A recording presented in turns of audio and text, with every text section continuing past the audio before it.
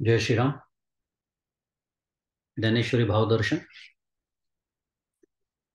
अध्याय 7वा आणि ओवी क्रमांक 174. इथपर्यंत आपण मागच्या आपला अभ्यास येऊन थांबलो होता.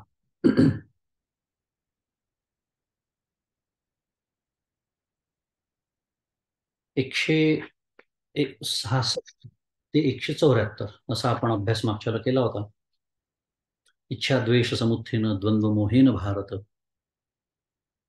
सर्व भूतानि सम्मोहम सर्गे यांती परंतप. हा 27 क्रमांकाचा जो श्लोक आहे त्याच्यावर अत्यंत उत्कृष्ट असं आचार्यांचं भाष्य, भगवंतांचं सांगणं, आचार्यांचं भाष्य आणि माऊलींच्या ओव्या, असा एक सुंदर त्रिवेणी संगम जो आपला, आणि त्यात परमपूज्य काकांचं गीतादीपस्तंभ,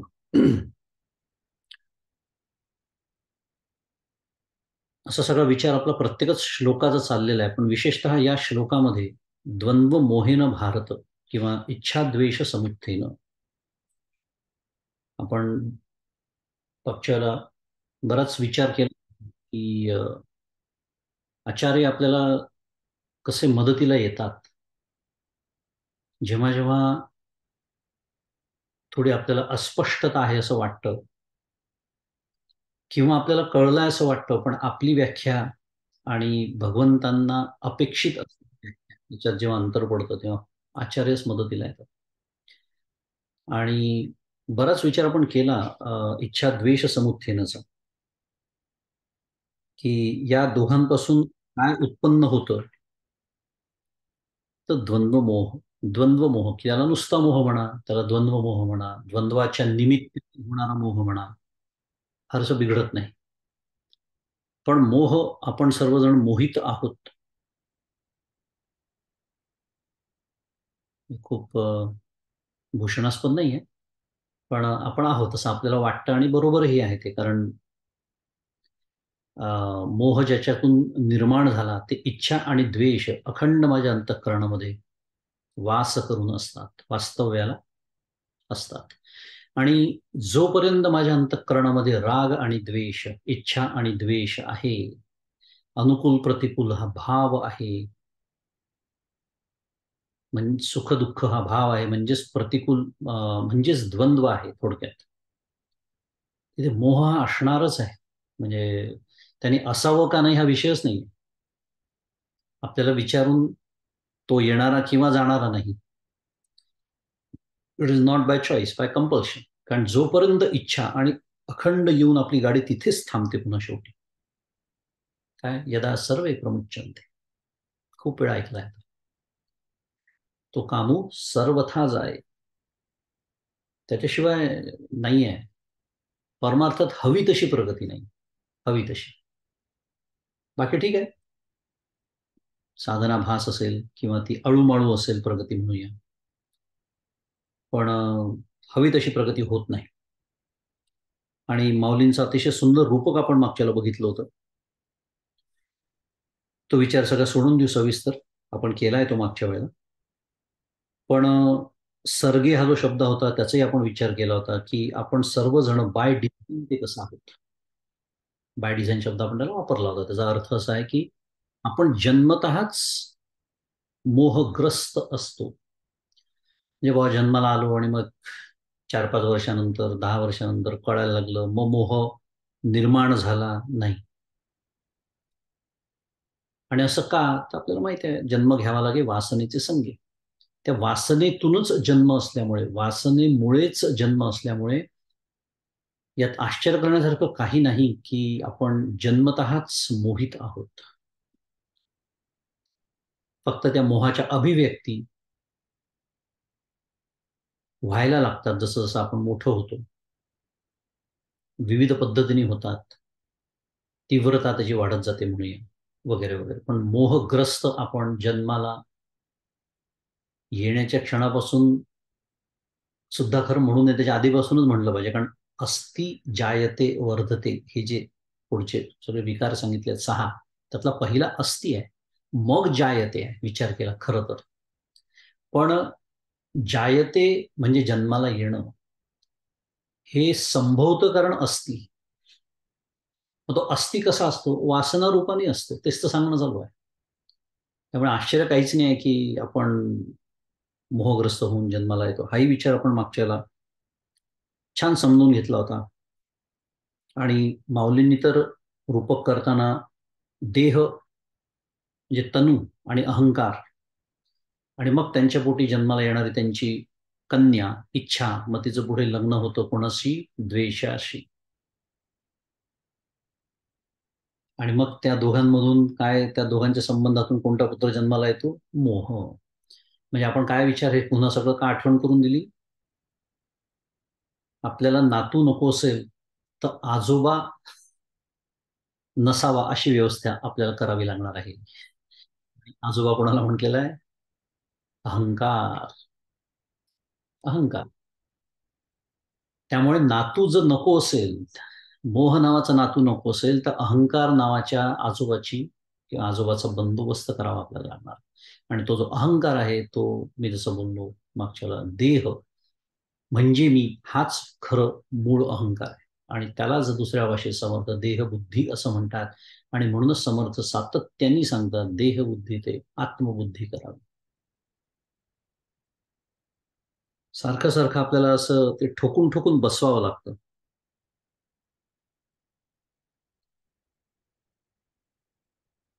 आणि मग या द्वंद्वमोहातून कोणाची सुटका होते? कोण शास्त्रीय पद्धतीने आत्मभावाने भगवंताला भजतो, हे पाहण्यासाठी म्हणून 28 क्रमांकाचा श्लोक आपल्या पुढे आला होता मागच्या वेळेला. येशाम त्वंतगतम पापम जनानाम पुण्यकर्मणाम ते द्वंद्वमोह निर्मुक्ता भजन्ते माम दृढव्रताः. की पुण्यकर्मी पुरुषाचे पाप नष्ट झाले आहे. ज्याचं म्हणजे कोण कोण सुटतो हो या मोहातून? येतो की नाही मनामध्ये विचार? तोच आपण केला होता मागच्या वेळेला. अगदी किती तर्कबद्ध अशी काय म्हणूया संगती आहे भगवद्गीतेच्या श्लोकांमध्ये. हे अभ्यास केल्याशिवाय लक्षातच येत नाही आपल्याला. असं वाटतं नाही तर हा श्लोक झाला मग तो श्लोक नाही. अरे भगवंत काहीतरी सांगू पाहतात आहे अर्जुनाला. एखादा विषय आपण मांडतो तेव्हा तो व्यवस्थित त्याच्यामध्ये संगती असते की नाही, म्हणजे असावी की नाही असं म्हणायचं होतं मला. आपल्या असो का नसो भगवंताच्यात असणारच आहे. ही ती संगती आहे की ठीक आहे, मोहाचं वर्णन झालं. आता प्रश्न असा आहे की कोण सुटतो त्याच्यात आणि कसा सुटतो? स्वाभाविक आहे प्रश्न आपल्या मनामध्ये येणं. त्याचंच उत्तर भगवंत देतात आहे की पुण्यकर्मी पुरुष. आता पुण्य पाप आपण बऱ्याच वेळा ऐकलाय. ती आता ऐकून ऐकून आपल्याला ती ओवी सुद्धा पाठ झाली असेल, शुद्ध पुण्य म्हणजे काय वगैरे वगैरे. तर तेच इथे आचार्य सुद्धा सांगतात आहे की पुण्यकर्मणाम पुण्यम कर्म येशाम सत्वशुद्धी कारणम विद्यते ते पुण्यकर्मणा पुण्यकर्माण आणि तेषाम पुण्य कर्मणाम. थोडक्यात जे कर्म पवित्र, ज्यांचं कर्म पवित्र आहे. पुन्हा पुण्य काय आणि पवित्र काय? अर्थ आहे की जे कर्म अंतःकरणाच्या शुद्धीला कारण होतं. म्हणजे पहा, आपण कितीही आणि कोणताही ग्रंथ असो आणि कोणतंही तत्वज्ञान असो, गाडी मुळाकडेच परत येते आणि आली पण पाहिजे. आली पण पाहिजे. कारण काय सांगतात ते भगवंत या श्लोकामध्ये माहिती आहे? जो असा पुण्यकर्म पुरुष आहे म्हणजे काय?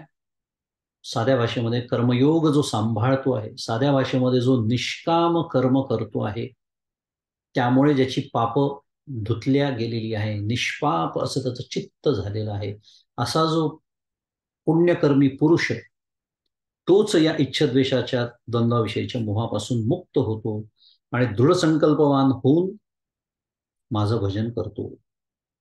दृढव्रता हा याचा आचार्यांनी केलेलाही अर्थ आपण पुन्हा पाहिला पाहिला होता मागच्याला. पुन्हा एकदा आठवण करून देतो. एवं एव परमार्थ तत्व न अन्यथा इति एवं निश्चित विज्ञाना दृढ व्रता उच्चन्ते. म्हणजे परमार्थ तत्व जाणण्याचा हाच प्रकार आहे, दुसरा नाही, असे निश्चित विज्ञानवाले म्हणजे अनुभव रूप जे पुरुष,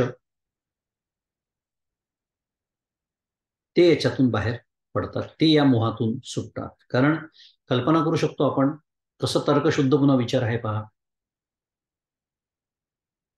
मोहाबद्दल बोलणं सुरू आहे. मोहाचे आईबाप आपण आत्ताच पाहिले, इच्छा आणि द्वेष. आता कल्पना करा, मी म्हणजे आपण सर्वजण, आपण जर निष्काम कर्म करत असू, see how logical and reasonable this whole thing is. अशा समोर समीकरण जर आपलं असं सारखं मांडून घेतलं आपल्या समोर, तर लक्षात येतं की किती तर्कशुद्ध विचार आहे. आणि का नसणार आहे, भगवंतच बोलतात आहे की इच्छा आणि द्वेषाचा पुत्र जर मोह असेल, तर त्याच्यातून सुटण्यासाठी अगदी स्वाभाविक आहे की निष्काम कर्म हाच त्याला एकमेव उपाय.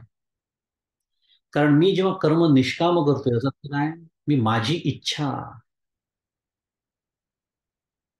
देवाचे जे मनोगत तेची आपुले उचित, इच्छेसाठी भगवंत अंतरू नये, श्रीराम समर्थ म्हणतात. देवाचे जे मनोगत, आणि काय आहे देवाचं मनोगत, अरे मी माझं कर्म उत्कृष्ट केल्यानंतर त्याला जे फळ प्राप्त होतं ना, तेच देवाचं मनोगत आहे. देव काय येऊन मला सांगणार नाहीये, व्हॉट्सअपवर मेसेज करणार नाहीये की फोन करणार नाही, का घरी येऊन सांगणार नाही. तर देवाचं मनोगत तुम्ही जाणायचं कसं आहे, ही त्याची जी व्यवस्था आहे प्रारब्ध शास्त्र नावाची, हेच त्याचं माझ्या बाबतीतलं मनोगत आहे की मी कर्म करणार आहे, मी कसून करून करीन. यशदे रामा नदे तुझी सत्ता आहे त्याचं मनोगत. यश द्यायचं का अपयश द्यायचं, किंवा निर्णय आडवे केले, किंवा अभ्यासी घातले, ते कैसे कैसे केले त्याचा तोची जाणे श्रीराम. हे त्याचं मनोगत आहे. आणि हेच तर मला मान्य होत नाही, आणि अखंड आयुष्यभर हाच झगडा सुरू आहे की माझी एक अपेक्षा आहे, त्याचं एक नियोजित आहे, आणि या झगड्यामध्ये हरणार कोण आहे हेही ठरलेलंच आहे. नुरा कुस्ती म्हणतात का त्याला, कोल्हापूरच्या भागात एक कुस्ती असते त्याला नुरा कुस्ती. नुरा कुस्ती म्हणजे आधीच ठरलेलं असतं की कोणी पडायचं कोणी जिंकायचं. थांबलो क्षणभर, कोणाला तरी हे सगळं ऐकल्यावर बहुतेक सध्या जो वर्ल्ड कप चाललाय क्रिकेटची वगैरे आठवण, त्याचा काही संबंध नाही, योगायोग आहे तो, निव्वळ योगायोग समजावा. डिस्क्लेमर. मुद्दा हा आहे की नुरा कुस्ती ज्यात पहिलेच ठरलेलं असतं, कारण ते मनोरंजनासाठीच असतं लोकांच्या. तसं ह्या कुस्तीमध्ये कोण हारणार आहे हे ठरलेलंच आहे, आपणच हारणार आहे. भगवंत जिंकणार आहे, तो नेहमीच जिंकतो.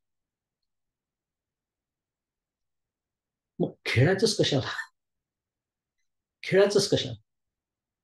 कर्म उत्कृष्ट करायचं, तया सर्वात्मका ईश्वरा, सकर्म कुसुमांची वीरा, पूजा केली होया पारतोषाला. किंवा ऐसा कीजे की जगन्नाथ हा भरू पडे, नेहमीच आपण विचार करतो त्याचा. पण हे केल्यानंतर डॉक्टर काका जसं म्हणतात, इतकं उत्कृष्ट कर्म करतो आहे, आणि उत्कृष्ट कर्म म्हणजे त्याच्यात हे अनस्यूत आहे की फळाची अपेक्षा न करता करतोय. त्यात उत्कृष्ट कर्म करणारे खूप असतात, त्याला उत्कृष्ट म्हणतच नाही. सिद्ध सिद्ध समभूत्वा समत्वम योग उच्चते, गीता सांगते आहे. त्यामुळे उत्कृष्टमध्ये मी निष्काम कर्म करतोय, असा निष्काम कर्म करणारा, इतकं उत्कृष्ट कर्म करणारा कोण, असं म्हणत त्यांनी माझा पत्ता काढत घरी आलं पाहिजे, जसा पुंडलिकाच्या घरी आला होता. बोललो आपण पुष्कळ वेळेला त्या विषयावरती. मुद्दा आता एवढा सुरू आहे की हे किती तर्कशुद्ध आहे की मी जर निष्काम कर्म केलं म्हणजेच मी अपेक्षित म्हणजे माझी इच्छा ठेवली नाही, तर मला सांगा मोह निर्माण होईल का. आईच नसेल तर पुत्र कसा निर्माण होईल. म्हणून मी तर्कशुद्ध शब्द वापरले. आणि बरोबर भगवंत ते या श्लोकात सांगतात. हे ज्याने असे बारकावे लक्षात आले पाहिजे आपल्याला. नाही तसं वाटतं की झाला 29वा श्लोक आणि 30वा, काय तसा संबंध काही दिसत नाही थेट त्याच्यात. अचानक पुण्यकर्माबद्दल काय बोलायला लागले नाही, पण पुण्यकर्माची व्याख्या आचार्य सांगतात का आपल्याला. कारण मोहातून कोण सुटतो हाच विषय सुरू आहे. 28 आणि 29 म्हणायचं होतं मला, 27 आणि 28 म्हणायचं होतं की पुण्यकर्मणा त्याची व्याख्या पण बघितली, आणि दृढ व्रता की हाच एकमेव मार्ग आहे. कारण मनात येऊन जातं की हे काय सारखं सारखं तेच तेच सांगतात, निष्काम कर्म निष्काम कर्म, मी केलं समजा सकाम कर्म, तरी सुद्धा भगवंताची प्राप्ती नाही का होऊ शकणार, असे बंडखोरीचे विचार येतात कधी कधी. त्याच्या स्पष्टीकरणासाठी सांगितलेला आहे. दृढ व्रताचा आचार्यांनी केलेला हा अर्थ आहे की याशिवाय दुसरा तरणोपाय नाही. आणि म्हणून गुणी प्रीती राखे क्रमू साधनाचा, जगी धन्य तो दास सर्वोत्तमाचा. काय आहे गुणी प्रीती राखे क्रमू साधनाचा? काय आहे साधनेचा क्रम? कर्म, उपासना, ज्ञान. थेट ज्ञानाला जाऊन झोमण्याचा प्रयत्न नेहमी माझा अयशस्वी होणार आहे, जर मी कर्म आणि उपासना हे पूर्ण केलं नसेल. ते केल्यावर मग ज्ञानाचा अभ्यास करावा का, असाही त्याचा अर्थ नाही. सगळं हातात घालून चालतात, पण अधिकार प्राप्तीशिवाय ज्ञान किंवा अधिकार प्राप्तीशिवाय काहीच प्राप्त होत नाही, खरं विचार केला. त्यामुळे अतिशय सुंदर, तर्कशुद्ध असा हा विषय. त्यामुळे पुन्हा पुण्यकर्मी पुरुषाचं पाप नष्ट झालं की तोच पुरुष सुखदुःखादी इच्छाद्वेषादी द्वंद्वांविषयींच्या मोहापासून मुक्त होतो आणि दृढ संकल्पवान होऊन माझं भजन करतो, असं भगवंत 28 मध्ये म्हणतात आहे. त्यामुळे 29 मध्ये आता पुढचा विषय येतोय की ते माझं भजन का करतात. थोडक्यात ते असं का करतात. छान विषय आहे. म्हणजे मला एवढं सगळं कळून सुद्धा, इतके वर्ष झाले सातत्याने माझं श्रवण सुरू असून सुद्धा, इतक्या ग्रंथांचा अभ्यास मी करून सुद्धा मी अजूनही निष्काम कर्म करत नाही, मला करावंसं वाटत नाही. पण त्यांना वाटतं. का वाटतं? What are they convinced about which I am not, is the question. 29 क्रमांकाचा श्लोक वाचतो मी. जरामरण मोक्षाय मामाश्रित्य यतन्ति ये, ते ब्रह्म तद्विदुः कृत्स्नमध्यात्मं कर्म चाखिलम्.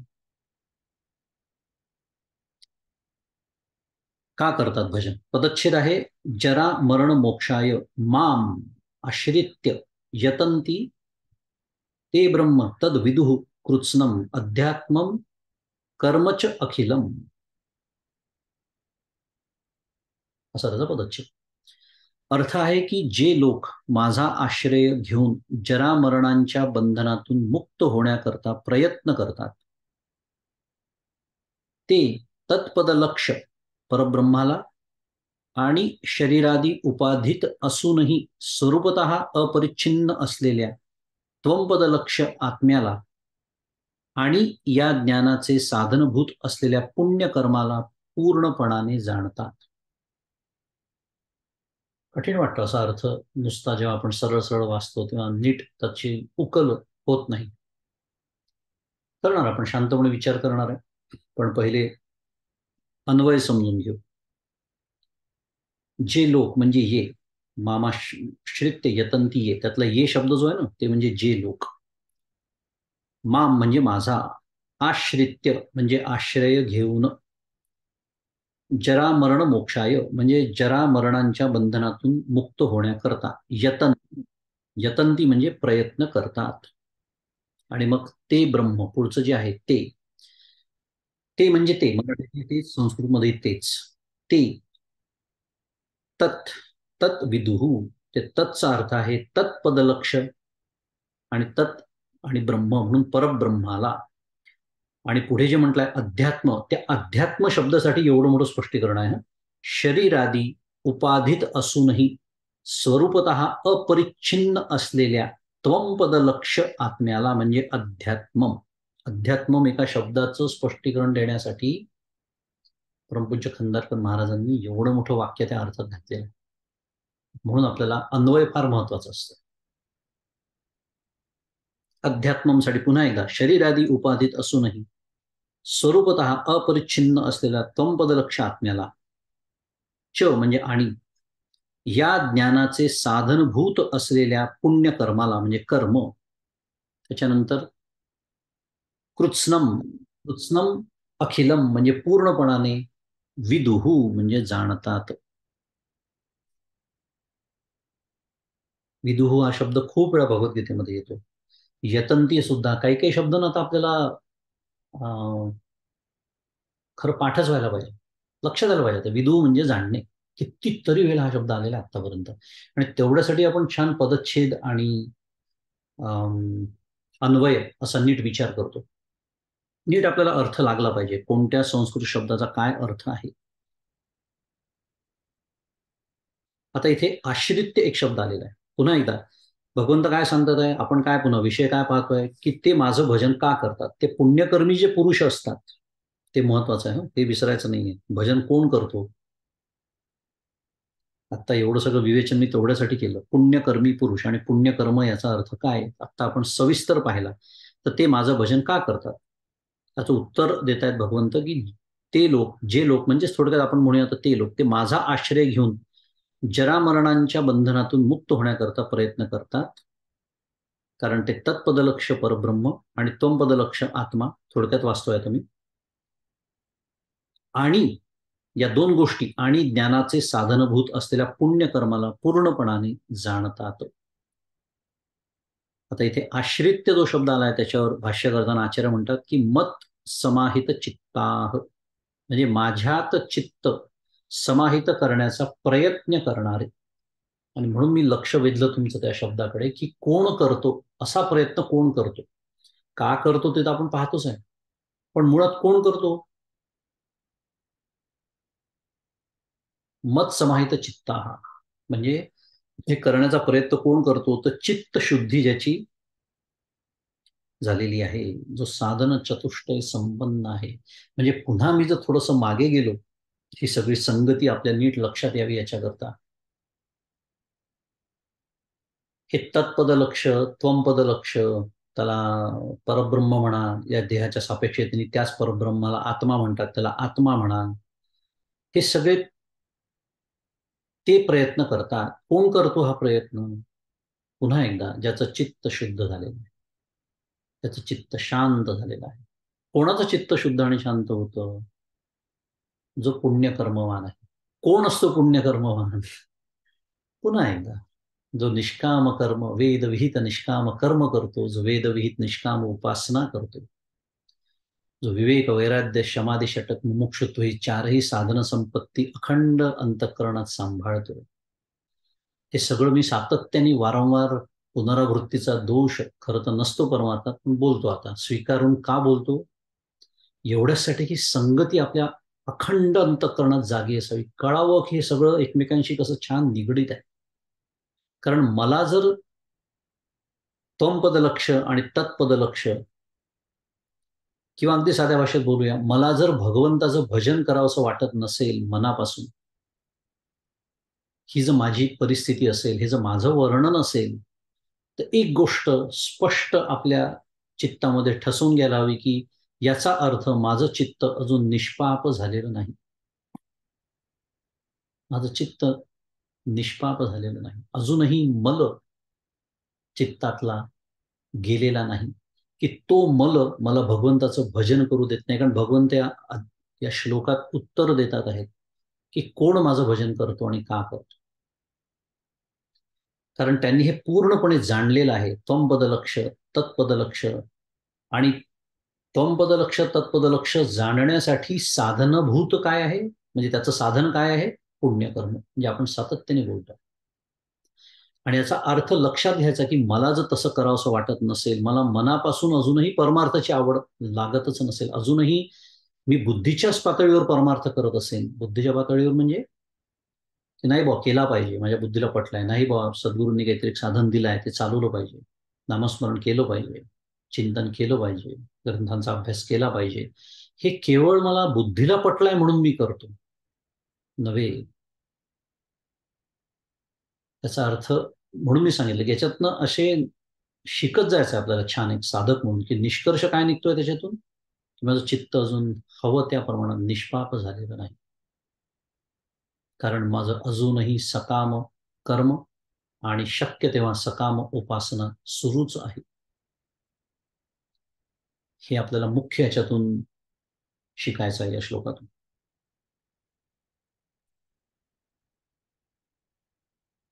येरवी तरी पार्था जन्म मरणाची निमे कथा, ऐसी या प्रयत्नाते आस्था विये जयांची. मौलींची पहिली होई आहे, म्हणजे याच्यावरची 175 क्रमांकाची, की अर्जुना, एरवी तरी ज्या प्रयत्नाने जन्म मरणांची कथा संपते, अशा प्रयत्नाला ज्यांची इच्छा उत्पन्न करते. साध्या भाषेत बोलायचं, की ही इच्छा कोणाला होते, तर तया तो प्रयत्नची एके वेळ मग समग्र परब्रह्मे फळे जया पिकलिया रसगळे पूर्णतेचा. मग त्यांचा तो प्रयत्न कोणे एके वेळी संपूर्ण परब्रह्माचे अपरोक्ष ज्ञान होऊन सफळ होतो. आणि मग पुढे काय होतं, जे अपरोक्ष ज्ञानरूपी फळ ते शोकाचा आंबटपणा जाऊन आनंदाच्या गोडपणाने पिकले असता त्यातून हे त्रैलोक्य आनंदरूप आहे असा पूर्णतेचा रस गळू लागतो. मौलींचं काव्यात्मक वर्णन. तुकाराम महाराजांचा अभंग आठवला हे वाचल्यावर मला. पिकलिया सेंद कडूपण गेले, तुकाराम महाराज म्हणतात, ऐसे केले आम्हा पांडुरंगी.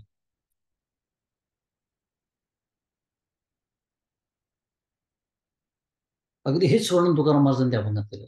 पिकलिया सेंद कडूपण गेले. इथे आंबटपणा म्हटला शोकाचा. त्यांनी सेंद नावाचं जे फळ असतं ते पिकल्यानंतर गोड होतं.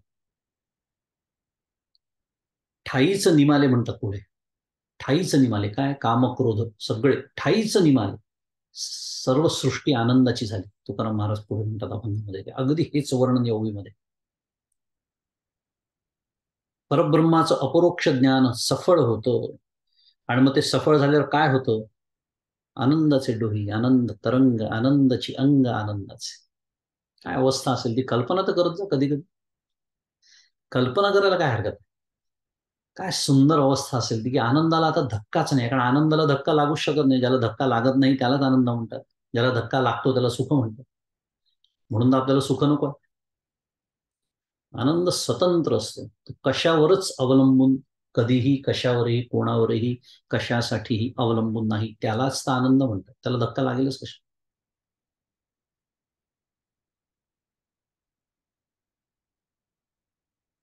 त्यामुळे फार सुंदर वर्णन या ओवीत आलेलं आहे, की त्रैलोक्य आनंदरूप होऊन जातं अशा त्या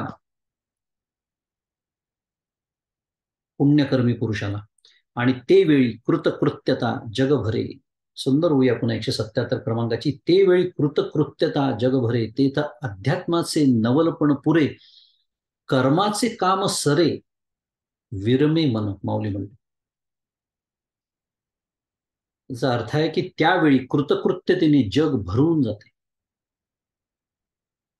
हा कृतकृत्यतेने शब्द खूप छान. आपल्याला असं वाटतं की आता एखादी गोष्ट आपण केली, ती छान यशस्वी झाली, समजा आपल्याला आपल्या अपेक्षेप्रमाणे झाली, तिथे समजा अपेक्षित आणि नियोजित त्याच्यात फरक पडला नाही, मग अशी आपण बोलत होतो, तर मी आता कृतकृत्य झालो असं म्हणतो की नाही आपण. असं म्हणतो आणि पुढे कामाला लागतो. कारण कृतकृत्य म्हणजे काय माहितीये का, की आता करण्यासारखं काही उरलंच नाही अशी जी अवस्था, त्याला कृतकृत्य म्हणतात. बरं, मी म्हणतो मी कृतकृत्य झालं आणि दुसऱ्या क्षणी कामाला लागतो. कारण काय, एक विषय संपला, दुसरा विषय पुन्हा तयारच तयारच आहे. त्यामुळे खरी कृतकृत्यता कधी लाभते मग विचार केला तर.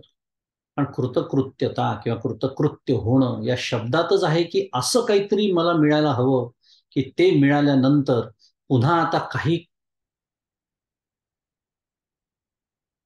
काही उरूच नाही. आता कर्तव्य म्हणून काही उरू नये.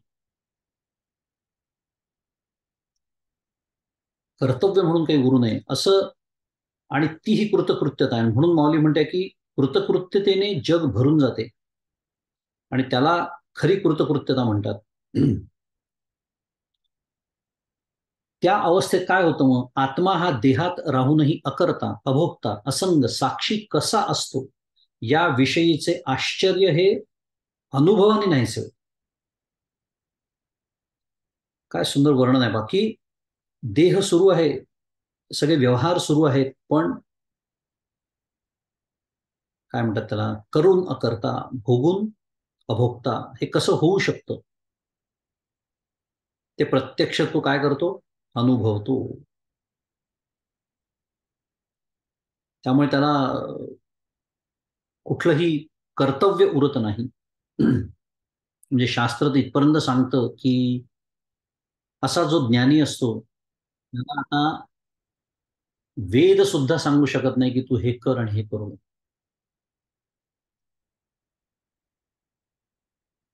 दगदाखिलाधिकारशेत ब्रह्मज्ञानाग्निना मुनी वर्तमान श्रुतेर्मुद्नी नैव स्यात् स्यात् वेद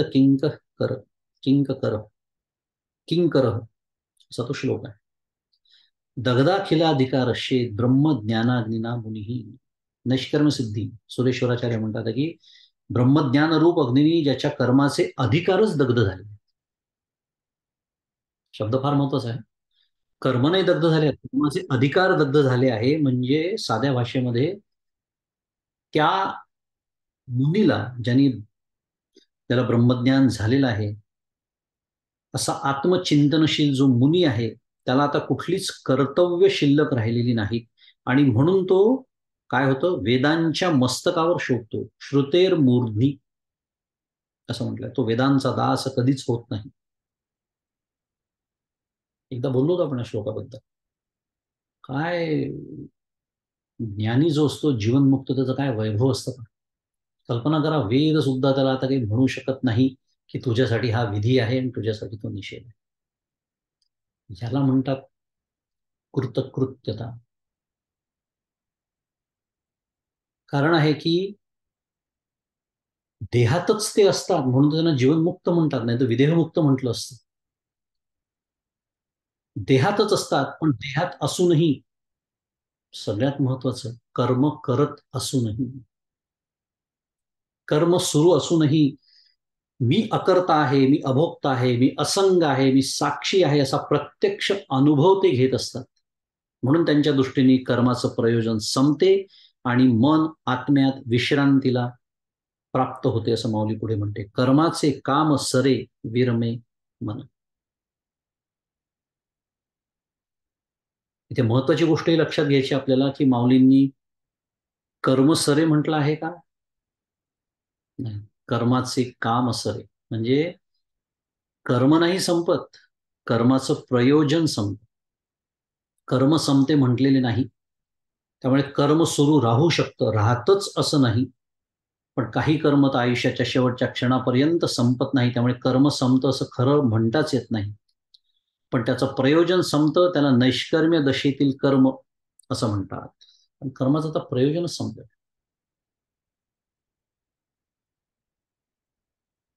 एवढी अफाट ग्रंथसंपदा परमपूज्य काकांनी निर्माण केली. अफाट, त्याला जो शब्द नाही. तुम्ही जर कधी असं काकांचे सर्व ग्रंथ विकत आणा आणि असे मांडा, पहिले तर त्याचा पसारा पाहूनच आपल्याला धडकी भरते. त्यात एक ग्रंथ उचला फक्त, बृहदारण्यक, संबंध भाष्य, भावदर्शन, नावच एवढं मोठं आहे. संक्षेप शारीरक, मुद्दाम जरा घाबरणारी नावं सांगताय, बाकी तर सोडून दे. नैष्कर्मी सिद्धी, अफाट ग्रंथसंपदा आहे. प्रचंड ज्ञान आहे त्याच्यामध्ये, प्रचंड ज्ञान भरलेलं आहे. पण इतकं असून सुद्धा आपण जेव्हा जातो मुरगुळला परमपूज्य काकांना भेटायला, मला सांगा बरं, तुम्ही कित्येक जण गेलेले आहात, लवलेश तरी आहे का? लवलेश सोडून द्या तोंडाने सांगणं की मी इतके ग्रंथ लिहिले नसं केलं. लवलेश म्हणजे एखाद्याला सांगितलं नाही तर कळणार सुद्धा नाही की आपण कोणाला भेटायला आलेलो.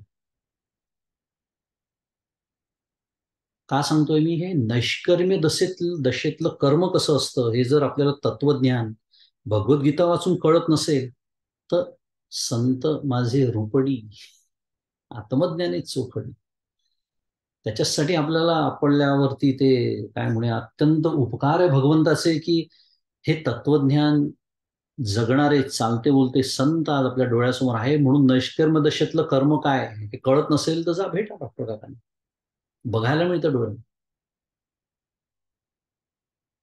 हजारो प्रवचन आहेत, हजारो लोकांचा उद्धार, काहीही नाही तिथे. कारण हे काम सांगतोय मी, कारण त्यांच्या ठिकाणी त्याची नोंदच नाही आहे. कारण मी अकर्ता आहे, मी अभोक्ता आहे, मी असंग आहे, मी साक्षी आहे, या प्रत्यक्ष अनुभवात ते आहेत. आपल्याला वाटतं बापरे केवढं काय काय चाललेलं आहे, काय कर, नोंद सुद्धा नाही त्याची, दखलही नाही. पण कर्म सुरू होत, जे ज्या वेळेला हवं ते सगळी कर्म केलेली आहेत. हे होऊ शकतं, याच्यातून आपल्याला एक छान आधार मिळतो, दिलासा मिळतो की हे होऊ शकतं आपल्या डोळ्यासमोर. भाग्यवान आहोत आपण की आपल्याला हे उदाहरणं अशी बघायला मिळतात. मी एक उदाहरण घेतलं डॉक्टर काकांचं, आणि मला माहिती आहे म्हणून. असे अनेक संत या समाजात आजही आहेत. त्यामुळे त्या कृतकृत्यतेने मग जग भरून जातं. ते खरे कृतकृत्य आहे. पण आता करण्यासारखं काही उरलंच नाहीये, तरी सुद्धा करतात आहे का? आता उरलो उपकारापुरता, केवळ आपल्यासाठी सुरू आहे. कारण स्वतःसाठी काय आता काही उरलेलंच नाही. उरेल कशासाठी? जे सगळं मिथ्या आहे, जे लक्षात आलेलं आहे. पण तरीही या मिथ्या जगामध्ये हे मिथ्या कर्म ते करतात आहे. पण ते मिथ्या आहे या संपूर्ण जाणीवेसह करतात आहे, म्हणून तिथे कुठेही कर्तेपणाचा लवलेश नाही, भोगतेपणाचाही लवलेश नाही, जगत सत्यत्वाचाही लवलेश नाही, देह सत्यत्वाचाही नाही आणि भेद सत्यत्वाचाही नाही. झाल्या पाचवी भ्रांती. सर्व भ्रांती तिथे समूळ नष्ट झालेल्या आहेत. त्याला म्हणायचं कृतकृत्य. असं जेव्हा होतं तेव्हा मन आत्म्यात विश्रांतीला प्राप्त होतं, असं माऊली म्हणते. कर्माचे काम सरे विरमे मन. आता त्याच्यातनं कसं छान छान शिकायला मिळतं पहा आपल्याला. अगदी वाचता वाचता या गोष्टी हळूहळू आपल्याला लगेच उलगडायला लागतात, की हे झालं महात्म्याचं वर्णन. त्यांच्यासाठी विरमे मन, ठीक आहे. पण माझं काय? माझं मन विरमतं का? नाही, माझं मन तर अखंड बेचैन आहे या ना त्या कारणाने. अखंड सुखी, अखंड दुःखी. मग याचा अर्थच आहे, कर्माचे काम सर हे माझ्या बाबतीत झालेलं नाही. उलट केलं की लगेच आपल्यासमोर एक साधक म्हणून निकष तयार होतो. कारण मी पुन्हा गाडी सारखं सारखं तेच, कारण मी सकाम कर्म करतो, निष्काम कर्म करत नाही ना. त्या कर्माचे काम सरे किंवा विरमे मन माझ्या बाबतीत होत नाही. कारण मन बेचैन कशाने होतं? फलाच्या अपेक्षेनेच असतं ना. हे कर्म तर केलं आहे, काय काय होईल बाई माहित नाही, कसं होईल बाई माहित नाही, काय होईल कसं होईल, काय होईल कसं होईल, काका नेहमी सांगतात. आपल्या सगळ्यांचा आवडता तो मंत्र आहे. आपण बोलून नाही दाखवलं तरी सुद्धा आपल्याला ते असं वाटत असतं की नाही, मी तर नाही असं कधी विचार करत. करून पहा अंतःकरणाचा विचार. आज दिवसभरामध्ये माझ्या अंतःकरणात कोणकोणते विचार होते, आणि मग आपल्या लक्षात येईल की त्यातले बहुतांश विचार काय होईल कसं होईल चेच होते. भलेही मी अगदी त्या शब्दात जरी तसं बोलत नसलो तरी. कसं होईल? असं म्हणतात आहे, अजून रेजिस्ट्रेशन सुरू झालेलंच नाहीये. मंदी कधी होईल? माझं काय होईल? तिकडे युद्ध सुरू झालंय, काय होईल? पण समोर ज्ञानेश्वरी आहे, त्याचा मात्र विचार नाही. त्याच्यात माझं काय होईल तो विचार नाही, बाकी सगळे आपण विचार करतो. ऐसा अध्यात्म लाभ तया होय गा धनंजया, भांडवल जया उद्यमी.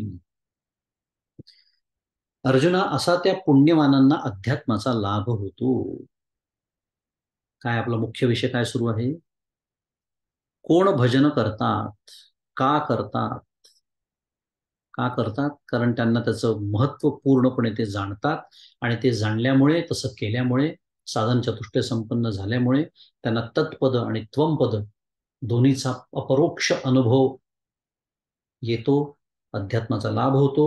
आणि अरे, त्यांच्या या उद्योगामध्ये, आता त्याला माऊलीने एक उद्योग छान शब्द मांडला, की त्यांच्या त्या उद्योगामध्ये मी भांडवल असतो.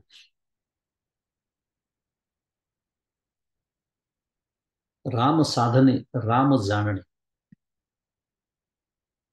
राम साधने, साधनही राम, साध्यही राम, भांडवलही राम, त्यातनं जे प्राप्त होतो नफा तोही रामच. ही अंतिम स्थिती आहे बरोबर भक्तीची, ती यावी लागते. आधी, त्याच्या आधी आपण राम सोडून इतर साधनांनी राम मिळवण्याचा प्रयत्न करत असतो. पण एक वेळ अशी यावी लागते की राम साधने राम जाणे. तया ते साम्याची वाढी, ऐक्याची सांदे कुळवाडी, तेथ भेदाची या दुबळवाडी नेणी जेतया. 179 क्रमांकाची ओळ. मौली म्हणते की त्या भांडवलाच्या बळावर त्याला मी आणि हे सर्व जगत ब्रह्म आहे. कोणतं भांडवल? भगवंत हेच भांडवल, बरोबर. हे भांडवल जेव्हा मिळतं त्याच्या बळावर त्याला काय प्राप्त होतं? तर मी आणि हे सर्व जगत ब्रह्म आहे, सर्वम खलुइदम ब्रह्म. अशा साम्याच्या व्याजाच्या वाढीमुळे ऐक्याचा धंदा, धंदा कोणता? तर ऐक्याचा, कारण भगवंताशी ऐक्य पावायचं आहे, जिथे चांगल्या प्रकारे साधला आहे, लाभदायक झाला आहे, म्हणजे प्रॉफिटेबल बिझनेस, शुद्ध मराठी. तेथे या सावकारी धंद्यापुढे दुर्बल व दरिद्री अशा भेदाच्या नापिक शेतीच्या धंद्याला तो ओळखत नाही. ज्याला असं हे सूत्र सापडलं, हाऊ टू मेक मनी व्यवहाराच्या भाषेत, आता इथे मनी म्हणजे काय आलं लक्षात आपल्याला, भांडवल म्हणजे काय, नफा म्हणजे काय, हे सगळं आपण बघितलं. ज्याला इतकं छान भांडवल मिळालेलं आहे, ज्याला इतका छान अतिशय सुंदर नफा देणारा एखादा व्यवसाय सापडला आहे, तो हे सोडून अत्यंत नुकसान करणाऱ्या दुसऱ्या एका धंद्याच्या मागे कशाला लागेल, की जे आम्ही लागतो. आम्ही लागतो कारण आमचं नुकसान होत आहे हेच आमच्या लक्षात येत नाही. पुन्हा का लक्षात येत नाही? कारण आमचं चित्त अजून निष्पाप झालेलंच नाही. आली गाडी पुन्हा तिथेच आली. आम्ही अजून पुण्य कर्मवान आम्ही जेवढे हवे तेवढे नाही. शुद्ध पुण्य अजून आमच्या गाठीला जेवढं हवं तेवढं नाही. म्हणून आम्हाला तो जो बुडवणारा धंदा आहे तोच खरा वाटतो. बुडवणारा धंदा म्हणजे काय? जे जे बुडणार आहे ते सगळं सत्यच वाटतं आम्हाला. देह बुडणार आहे की नाही? देह बुडणार आहे की नाही? परमपूज्य काका अतिशय सुंदर बोलणी करतात. काका त्याला इमोशनल इन्व्हेस्टमेंट असं म्हणतात. काकांचा शब्द आहे की नाही. आपण सगळेजण इमोशनली इन्व्हेस्टेड आहोत का नाही आपापल्या देहामध्ये, आणि इतरांच्या आपल्या परिचितांच्या प्रियजनांच्या देहामध्ये आपण इमोशनली इन्व्हेस्टेड आहोत का नाही? आहे. जे जे बुडणारे धंदे आहेत ह्या जगामध्ये मी इन्व्हेस्टेड आहे का नाही इमोशनली म्हणतो. बाकी ठीक आहे, बाकी सगळं बँक बॅलन्स नोकरीत ते ती इन्व्हेस्टमेंट जाऊ द्या, ते असणारच आहे संसाराचा भाग. इमोशनली इन्व्हेस्टमेंट असणं काही गरजेचं नाही. त्यांनी असं नाही म्हटलंय, बँक असं नाही म्हणत की तुम्ही पैसे ठेवा आणि थोडेसे इमोशन्स पण टाका, जास्त इंटरेस्ट आम्ही तुम्हाला देतो, अशी बँक म्हणते का? काही कधीच नाही. त्यामुळे जे जे बुडणारे आहे, माझा देह, हा हे जग, या सगळ्यात मी काय करतो, म्हणजे इकडे बुडणाऱ्या धंद्यामध्ये भांडवल गुंतवायचं. आत्ता माझ्याजवळ भांडवल कोणतं आहे? भगवंत तर नाहीच आहे माझ्याजवळ. मग काय आहे माझ्याजवळ? माझे इमोशन्स, माझ्या भावना, आसक्ती, प्रेम, हे माझं भांडवल आहे. ते बुडणाऱ्या धंद्यात गुंतवायचं आणि मग एक वेळ स्टॉक मार्केट पडेल का नाही पडेल माहित नाही, पण हे तर नक्की पडणार आहे. पडतच आहे रोज, आणि मग रडायचं. मग रडणंच येणार आपल्याला. म्हणून माऊली इथे नफ्याचा धंदा कोणता करायचा ते सांगते. इथली भाषा वापरून थोडंसं बोलतोय आपण, की हा जो नफा देणारा सावकारी धंदा आहे, त्याच्या पुढे दुर्बल आणि दरिद्री शब्द काय वापरले आपण? दुर्बल आणि दरिद्री. कोणते दुर्बल आणि दरिद्री धंदे? भेदाचे, जे आपण करतो. देह सत्यत्व भ्रांती, जगत सत्यत्व भ्रांती, भेद भ्रांती, कर्तृत्व भोक्तृत्व, त्या सगळ्यामध्ये भेद आहे. कारण भेदाशिवाय इतर भ्रांती शक्यच नाही. आणि अमाप, अमाप म्हणजे अमाप, ज्याचं माप करता येत नाही, इतका नफा देणारा धंदा नेमका अभेदाचा आहे. नेमका अभेदाचा आहे. आणि तो सोडून मी बुडलेल्या धंद्यामध्ये किंवा बुडणाऱ्या धंद्यामध्ये, जे ढळढळीत डोळ्यांनी दिसतंय आपल्याला आणि माहिती आहे की एक दिवस नक्की बुडणार आहे, त्याच्यामध्ये गुंतवतो. आणि नेहमीप्रमाणे या दृष्टांताच्या माध्यमातून कसं अलगद आपल्या लक्षात येतं की माऊलींनी आपल्याला पुढची प्रस्तावना करून दिली. कारण बुडणारा धंदा आपण म्हणालो, त्याच्यात माऊलींनी नाही उल्लेख केलेला, पण मी जे म्हणालो की हा देह सर्वप्रथम नक्की बुडणार आहे आणि त्याच्यात मी गुंतवतोय, आणि त्याचंच वर्णन, ज्या बुडणाऱ्या देहाचं म्हणजे मरणाचा उल्लेख पुढच्या म्हणजे 30 क्रमांकाच्या श्लोकात येतोय. मी वाचतो 30 क्रमांकाचा श्लोक आणि या अध्यायातला शेवटचा श्लोक. साधिभूतादिदैवं मां साधियज्ञं च ये विदुः प्रयाणकालेऽपि च मां ते विदुर्युक्तचेतसः. पदच्छेद आहे. साधिभूतादिदैवं मां साधियज्ञं च ये विदुः प्रयाणकाले अपि च मां ते विदुः युक्तचेतसः. पहिले अर्थ वाचून घेतो, मग आपण अन्वय बघूया. अधिभूत आणि अधिदैव यांच्यासह आणि अधियज्ञासह मला जे जाणतात, ते समाहित चित्त होऊन मरणकालाचे वेळी देखील मला जाणतात. आता अन्वय बघूया. साधिभूतादिदैवम, स अधिभूत आणि अधिदैव असं त्याचा पदच्छेद केला तर होऊ शकतो, म्हणजे होतोच. म्हणजे स अधिभूत आणि अधिदैव, त्यामुळे अधिभूत आणि अधिदैव यांच्यासह, च म्हणजे आणि, साधियज्ञम म्हणजे अधियज्ञ पुन्हा सह, सा म्हणजे त्याच्यासह, अधियज्ञासह, माम म्हणजे मला, ये म्हणजे जे, विदुहू म्हणजे जाणतात, पुन्हा ते म्हणजे पुन्हा तेच, आणि समायुक्त चेतसह म्हणजे समाहित चित्त होऊन, मरणकालाचे म्हणजे प्रयाण, वेळी म्हणजे काले, देखील म्हणजे अपि, मला म्हणजे पुन्हा माम आणि पुन्हा जाणतात, विदुहू. मग अशीच बोललो मी विदुहू शब्दाबद्दल. काही काही आता संस्कृत शब्द पाठ झाले पाहिजे आपल्याला. आता इथे बघू आपण हळूहळू, पण या श्लोकामध्ये विदुहू शब्द 2 वेळा आलेला आहे, लक्षात आलं असेल तर. पुन्हा एकदा, साधिभूतादि दैवम माम साधी यज्ञमचे ये विदुहू पहिल्या चरणात, आणि मग पुन्हा प्रयाणकाले पिचमाम ते विदुर युक्त चेतसा, इथेही विदुहू शब्द आला. हा जो दुसरा शब्द आहे विदुहू, जाणता, त्याचा अर्थ अनुभवता. त्यात जाणणं 2 प्रकारचं असू शकतं, एक परोक्ष असू शकतं, एक अपरोक्ष असू शकतं.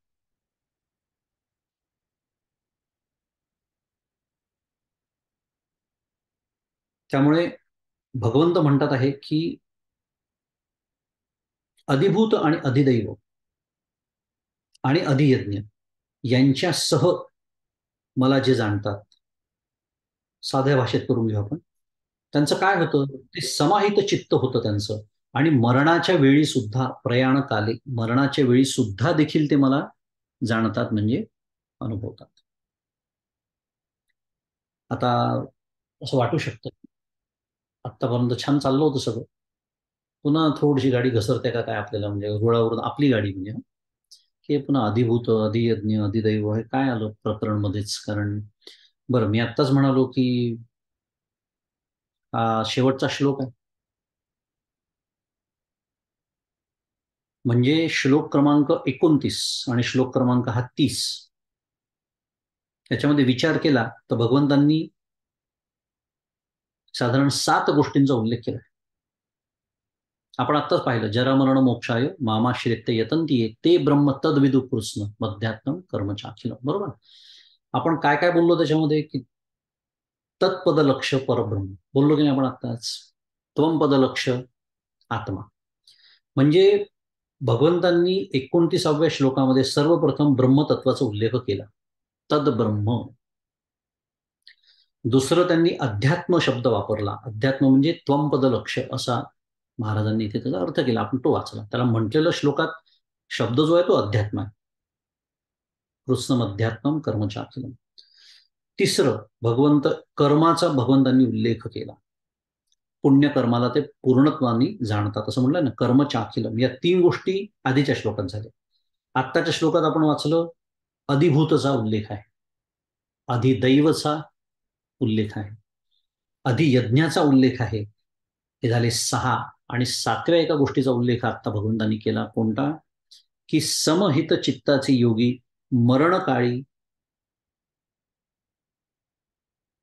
मला जाणता. अशा 7 गोष्टींचा भगवंतांनी इथे उल्लेख केला.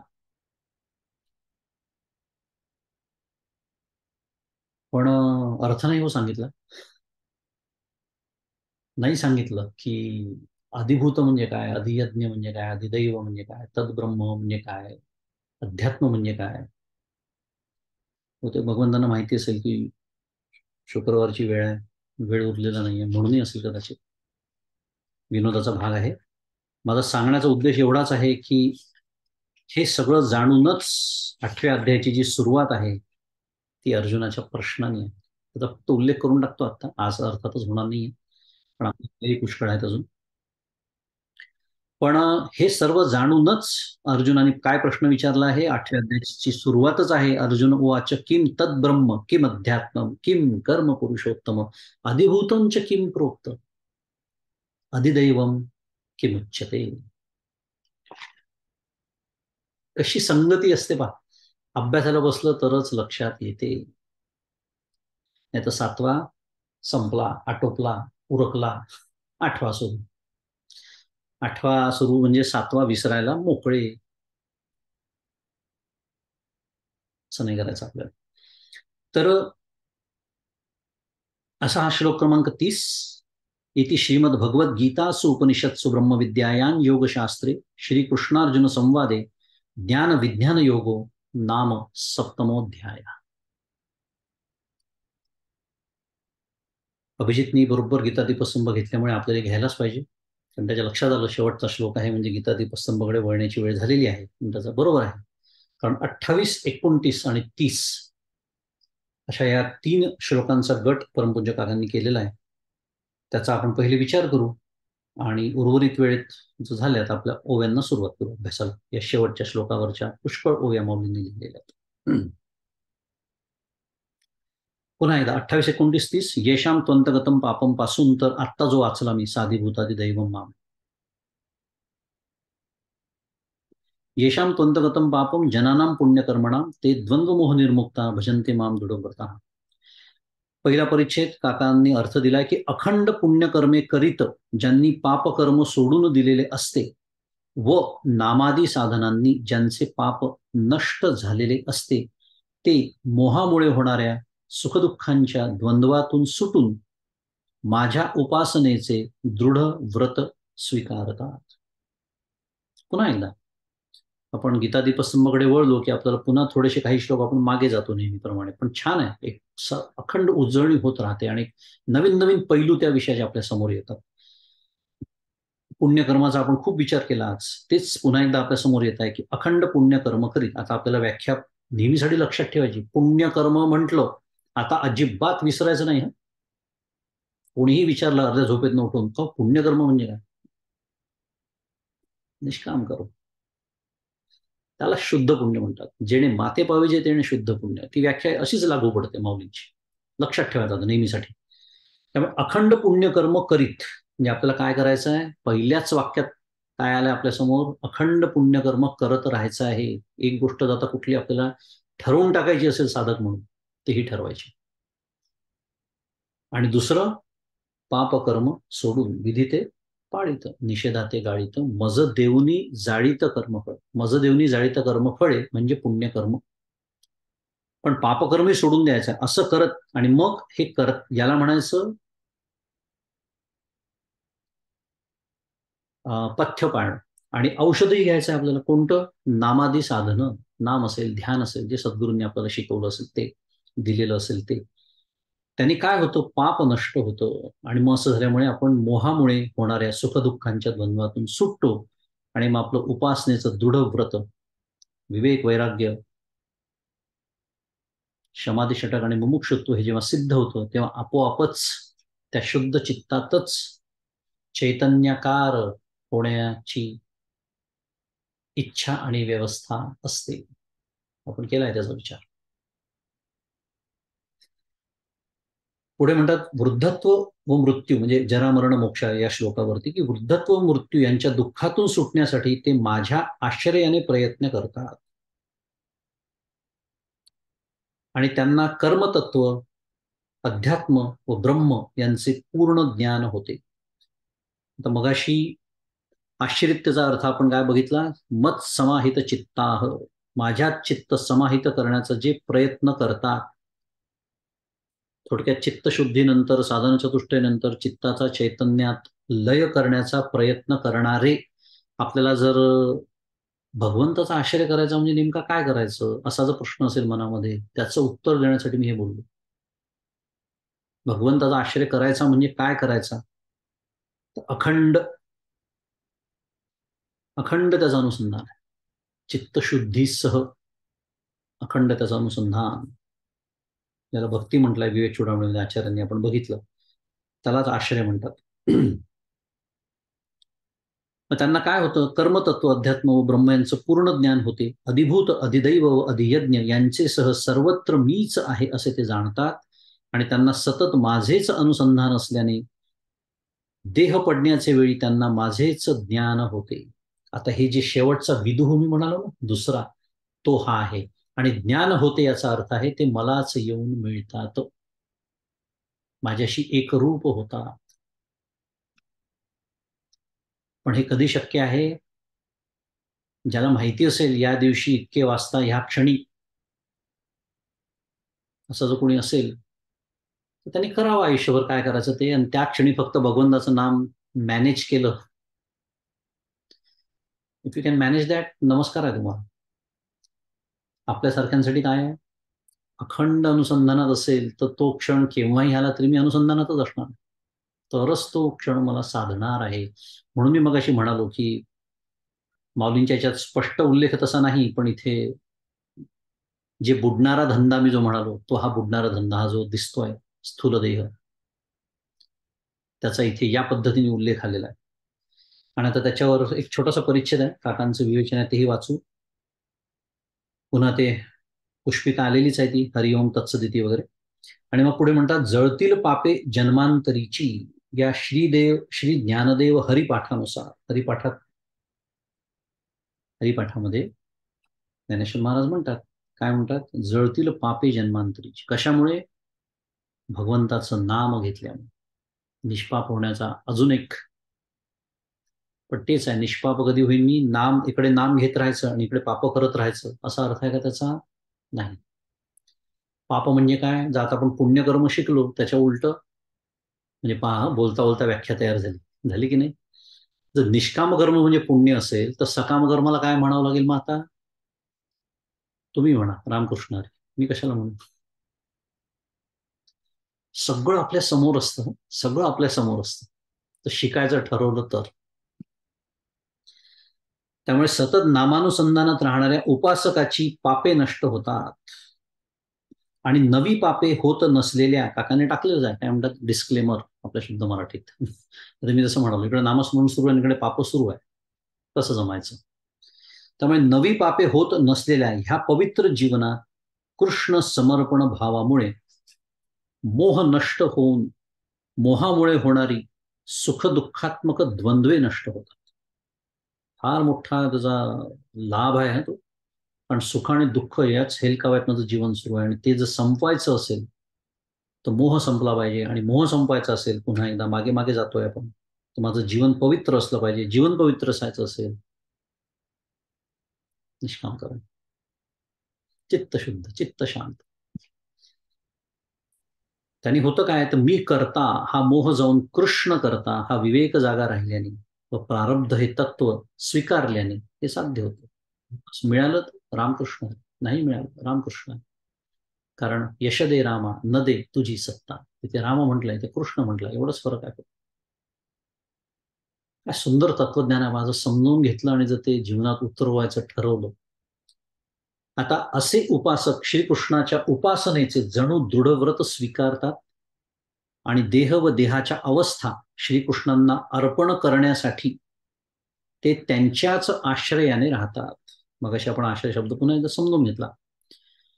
ज्ञानरूप व तत्वज्ञानरूप श्रीगुरु श्रीकृष्णांच्या आश्रयाने राहिल्यामुळे त्यांना कर्मतत्व, अध्यात्मशास्त्र व ब्रह्म यांचे स्वरूप कळते.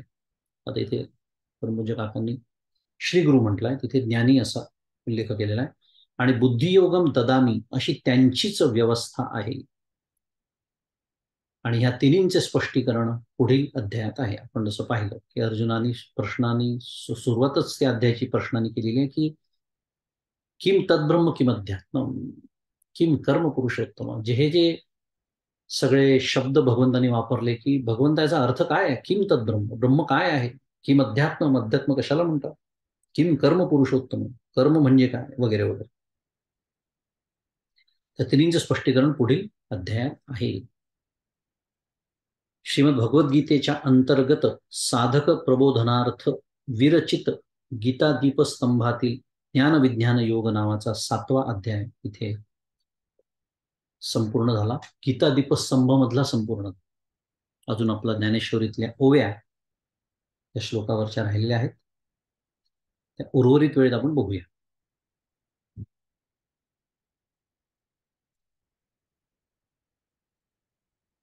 180 क्रमांकाची ओवी. माऊली म्हणते, जिही साधीभूता माते प्रतितीचेनी हाते धरुनी आधी दैवाते शिवतलेगा. की ज्यांनी अधिभूतांसह मला ज्ञानाच्या हाताने धरून आधी दैवापर्यंत नेऊन भिडविले. भगवंत म्हणतात साधिभूतादी दैवम मामेश्वर माऊली भाष्य करतायत की अधिभूतांसह अधिदैवापर्यंत नेऊन मला भिडवले. आणि पुढे काय केले? 181 क्रमांकाची ओळी, जया जाणीवेचिनी वेगे मी अधियज्ञ दृष्टी रिगे ते तनुचिनी वियोगे विरही नव्हते. की ज्या ज्ञानाच्या वेगाने अधियज्ञ स्वरूप असलेला मी, ज्यांच्या अनुभव दृष्टीत प्रविष्ट झालो आहे, म्हणजे ज्यांना थोडक्यात अनुभव आलेला आहे, माझा अपरोक्ष अनुभव ज्यांनी घेतलेला आहे, ते पुरुष काय होतं त्यांचं? काय होतं? काय सुंदर आहे बघा. ते तनुचिनी वियोगे विरही नव्हती. म्हणजे देहाच्या वियोगकाली अर्थात मरणकाली विरहाने ते दुःखी होत नाही. आम्ही जातो अमुच्या गावा अमुचा राम राम घ्या, असं ते का म्हणू शकतात? आनंदाचे डोही आनंद तरंग का म्हणू शकतात? ते एवढ्यासाठी, कारण त्यांना माहिती आहे मी जाणार नाहीये, कारण मी येत नसतो आणि मी जात नसतो, कारण त्या भगवंताशी ते एकरूप झालेले आहेत. कारण जाणार आहे, हा देह जाणार आहे. तो देह तर मी नाहीच, पण तो माझाही नाही, या दृढ निश्चयामध्ये ते असतात. मरणाचं भय राहीलच कशा? एरवी आयुष्याचे सूत्र बिघडता, माऊली पुढे म्हणते, भूतांची उमटे खडाडता काय न मरतया ही चित्ता युगात नोहे. प्रश्न करतात माऊली की अरे, एरवी आयुष्याची दोरी तुटली असता आपण आता मरणार या भीतीने प्राण्यांची धांदल उडालेली स्पष्ट दिसते. होतं की नाही? म्हातारं वय झाल्यावर मरण हा शब्द सुद्धा नको वाटतो. तो वाचावसही वाटत नाही, बोलावसही वाटत नाही त्याच्याबद्दल. जे स्वतःला तरुण समजतात ते बोलतात, कारण त्यांना कुठेतरी विश्वास असतो की अवी दिल्ली दूर आहे. कशाच्या भरोशावर असतो माहित नाही.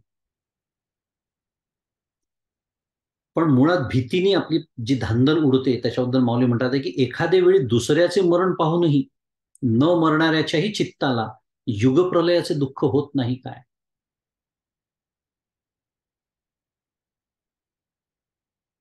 वाटतं ना आपल्याला, जेव्हा आपल्यासमोर होतो मृत्यू एखादा, तेव्हा तेव्हा आपण खडबडून जागे होतो, तोपर्यंत आपण अमरत्वाचा पट्टा घेतल्यासारखे जगत असतो. जेव्हा असं काहीतरी घडतं, ऐकायला येतं, बघायला मिळतं, अनुभवायला येतं, तेव्हा आपल्याला लक्षात येतं की अरे, मी काही वेगळा नाहीये. तेव्हा सुद्धा आपलं प्रत्यक्ष मरण तिथे जवळ नसताना सुद्धा दुःख होतं. काल का परवाच आपण पाहिलं, काय पाहिलं? भये व्यापिले सर्व ब्रह्मांड आहे. काय सांगतात समर्थ मनाच्या श्लोकामध्ये? भये व्यापिले सर्व ब्रह्मांड आहे. पण सर्व आहे का? नाही. भयातीत ते संत आनंद आहे ना. भयातीत झालेले काही आहेत. आहेत का? जया पाहता द्वैत काही दिसेल. भयमानसी सर्वथाही असेल, असेलच कशाला? कारण तिथे द्वैतच आता तिथे नाही, ते सत्यत्वानी नाहीच. ते जाणार म्हणजे मग मी आलो आहे, मग मला जावं लागेल, हे हे द्वैत नाहीच आता, ते अद्वैतातच आहेत. म्हणून ते आनंदाने म्हणतात अमुचा राम राम.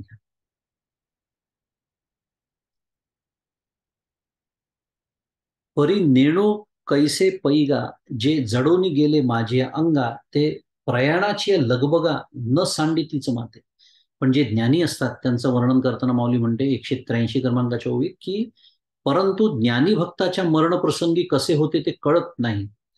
जे ज्ञानी भक्त माझ्या स्वरूपाशी चिकटून गेले आहे, जे जडोनी गेले माझ्या अंगात, चिकटून गेले म्हणजे एकरूप झाले आहे, ते काय होतं त्यांचं? ते प्रयाणाची या लगबगा म्हणजे ते मरणाच्या गडबडीत देखील न सांडितीच माते, मला सोडित नाही, मला विसरत नाही.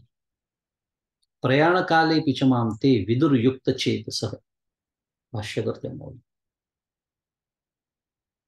आणि तेव्हा शक्य आहे ज्यांनी आयुष्यभर अनुसंधान परमेश्वराच्या नामाचा किंवा स्वरूपाचं अनुसंधान ठेवण्याचा अखंड प्रयत्न केलेला आहे. आपलं चित्त निष्पाप करण्याचा, निष्काम कर्माने आणि उपासनेने साधन चतुष्टय संपन्न होण्याचा प्रयत्न केलेला आहे.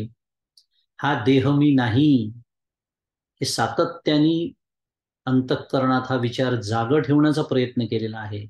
देहाला होणारी दुःख माझी नाही.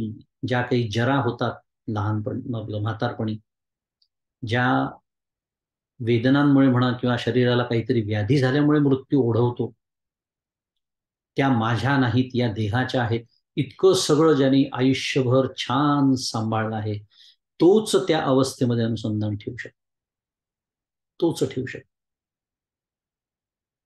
इतर सर्वजण, तुम्हीच सांगा, तुम्हीच सांगा, एवढं सगळं दुःख असताना मला कशी भगवंताची आठवण येईल? कसं मी नामस्मरण करू? रामकृष्ण, त्याला रामकृष्ण देशाय काहीच उत्तर नाही. कारण मी सुरुवातच आत्ता केली असेल परमार्थाने तर खरंच शक्य नाही.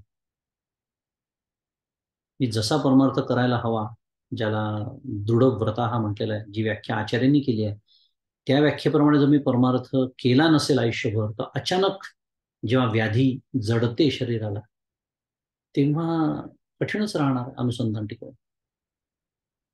आणि मग हे तर प्रयाणाची या लगबगा म्हटलंय, मी तर म्हणतो व्याधीच्या लगबग जरी सुरू झाली, प्रयाण काल काही वर्षांनी येत असेल, पण व्याधीची जरी लगबग सुरू झाली तरी मला भगवंताचं अनुसंधान राहू शकत नाही. प्रयाण काल तर खूप पुढची गोष्ट आहे. किंवा अजून आधी व्याधीची जरी गडबड नसली, आत्ता आपलं जे वय आहे, व्याधीची फारशी गडबड नाहीये, बाकीच्या गडबडी आहे आयुष्यातल्या, सकामतेच्या, अनुसंधान टिकत नाही.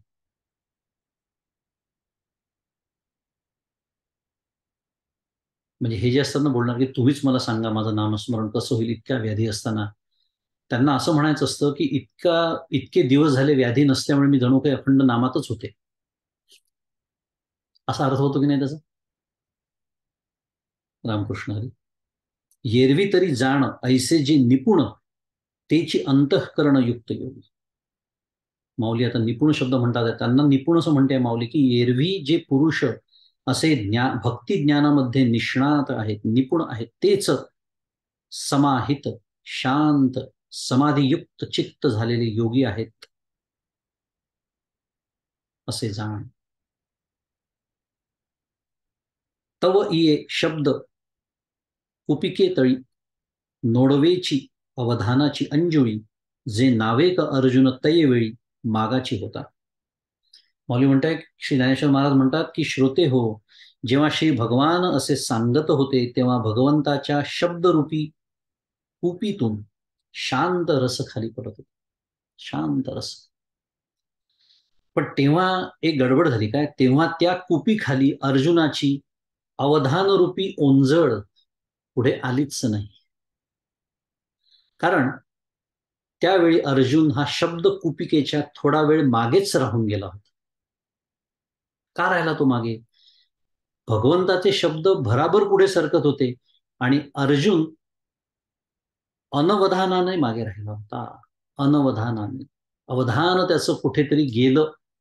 कदाचित आधीच्या शब्दांचा तो विचार करता करता भगवंतांचे शब्द भराभर पुढे सरकले असं माऊली म्हणते. आणि अर्जुन अनवधानाने मागे राहिला असं माऊली म्हणते. मी म्हणतो आपल्यासाठी तो मागे राहिला. आणि तो जो मागे राहिला नसता, त्याने हे प्रश्न विचारले नसते, तर भगवंत 8वा अध्याय बोललेच कशाला असते. आणि आपणही वेळेमुळे मागेच राहणार आहे, कारण आपल्याला आता पुढच्या ओव्या आणि पुढचा अभ्यास पुढच्या शुक्रवारी घ्यावा लागणार आहे. पण आपण सुद्धा मागे पडतो आहोत या दृष्टीने, की हा अध्याय आज संपू शकत नाही. तर आज इथे थांबू आणि छान आपण आज जे काही शिकलो त्याच्यावर आपलं स्वतःचं चिंतन करून, मी नेहमी सांगतो की श्रवण हा एक भाग आहे, पण श्रवणापेक्षाही जास्त महत्वाचा भाग तुम्ही जे सर्व श्रोते वृंद आहात, सगळ्यांसाठी तुमचं स्वतःचं चिंतनच तुमच्या कामात येणार आहे. श्रवणातून आपल्याला खूप खाद्य मिळतं चिंतनासाठी, मान्य. पण त्या खाद्याचा उपयोग तेव्हाच होतो जेव्हा मी चिंतन करतो. ते खाद्य मला तेव्हाच पचतं जेव्हा मी चिंतन करतो, आणि पचलेलंच फक्त आपल्या अंगी लागत असतं. एवढं बोलतो आणि थांबतो. आणि चिंतन पुष्प सद्गुरूंच्या चरणी अर्पण करतो. श्री सद्गुरुनाथ महाराज की जय. जय जय रघुवीर समर्थ.